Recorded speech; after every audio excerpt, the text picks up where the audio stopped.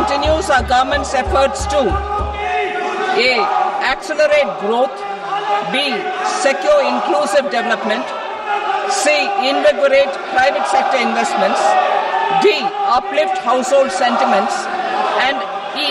Enhance spending power of India's rising middle class. Relief to patients, particularly those suffering from cancer, rare diseases, and other severe chronic diseases, I propose to add 36 life-saving drugs and medicines to the list of medicines fully exempted from basic custom duty.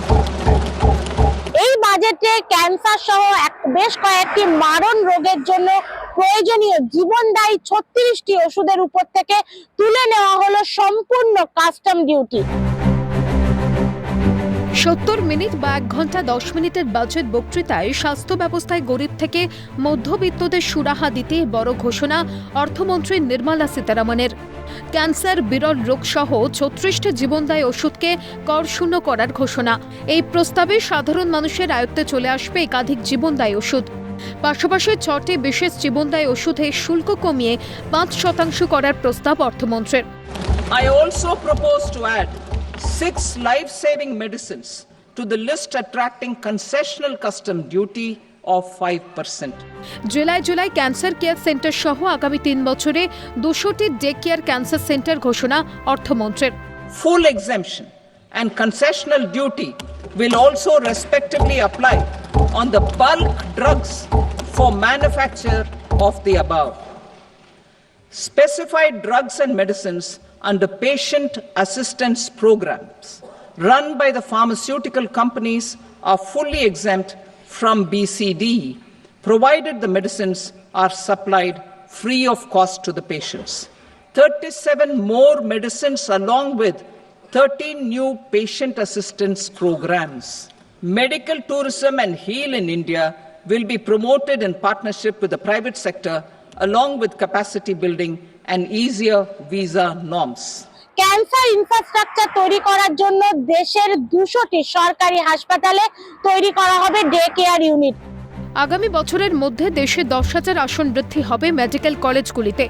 শনিবার budget বক্তৃতায় এই প্রস্তাব রেখেছেন কেন্দ্রীয় অর্থমন্ত্রী। আগামী 5 বছরে ধাপে ধাপে মেডিকেল কলেজগুলোতে 75,000 আসন বৃদ্ধির লক্ষ্যমাত্রা নিয়েছে কেন্দ্র। উল্লেখ বাজেট ঘোষণায় চুক্তিভিত্তিক শ্রমিকদের স্বাস্থ্যে নজর দিতে বিশেষ ঘোষণা কেন্দ্রীয় অর্থমন্ত্রীর। বিশেষ ক্ষেত্রে চুক্তিভিত্তিক শ্রমিকদের প্রধানমন্ত্রী জন আরোগ্য যোজনার আওতায় নিয়ে আসা হবে প্রস্তাব অর্থমন্ত্রী নির্মলা সীতারামনের। উল্লেখ্য, জিএসটি বা শুল্কের চাপে বেড়েছে ওষুধের দাম। বাজেট প্রস্তুতি বৈঠকে অর্থমন্ত্রীর কাছে এই সমস্যা তুলে ধরা হয়েছিল। তাই ক্যান্সার সহ অন্য বিরল রোগের জীবনদায়ী ওষুধের দাম কমাতে বড়সড় পদক্ষেপ তৃতীয় মোদী সরকারের অর্থমন্ত্রী নির্মলা সীতারামনের, বলছে চিকিৎসক মহল। তবে কেন্দ্রের এই পদক্ষেপে মিশ্র প্রতিক্রিয়া চিকিৎসক মহলে।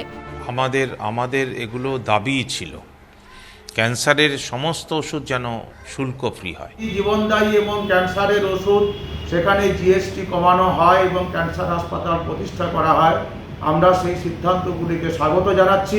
36টি জীবনদায়ী ওষুধের যেগুলি বিরল এবং ক্যান্সার রোগের চিকিৎসায় লাগে সেগুলির উপর থেকে শুল্ক প্রত্যাহার করা হয়েছে। কিন্তু এই ওষুধগুলি যে উপভোক্তার কাছে ঠিকঠাক পৌঁছাবে তার গ্যারেন্টি কোথায়? ঘোষণা তো হচ্ছে, কিন্তু বাস্তবায়ন হবে কি? 100%, 200% দাম বাড়িয়ে 5% দাম কমানোর যৌক্তিকতা কি? প্রশ্ন চিকিৎসকদের একাংশের। 200টা ডে কেয়ার সেন্টার, যেটা ক্যান্সারের জন্য ডে কেয়ার সেন্টারে ঘোষণা করা হয়েছে এবং এটা এর আগেও কিন্তু বহুবার ঘোষণা করা হয়েছিল। ওষুধের দাম যদি কমে তাহলে সবারই উপকৃত হওয়ারই কথা, কিন্তু এই যে শুল্ক কমানো, এই শুল্ক কমালে খুব অল্প সংখ্যক ওষুধই আমাদের বাইরে থেকে আমদানি করতে হয়। ক্যান্সার রোগীদের ক্ষেত্রে কিছু সুযোগ সুবিধার কথা ঘোষণা করা হলেও সামগ্রিকভাবে স্বাস্থ্য পরিষেবা পরিকাঠামো উন্নয়নের ক্ষেত্রে কিন্তু কোনো সুস্পষ্ট দিশা দেখানোর কথা নেই। এই যে ক্যান্সারের ওষুধের ওপর শুল্ক কমানো হচ্ছে বা শুল্ক তুলে নেওয়া হচ্ছে, এটা কি যায় আসে?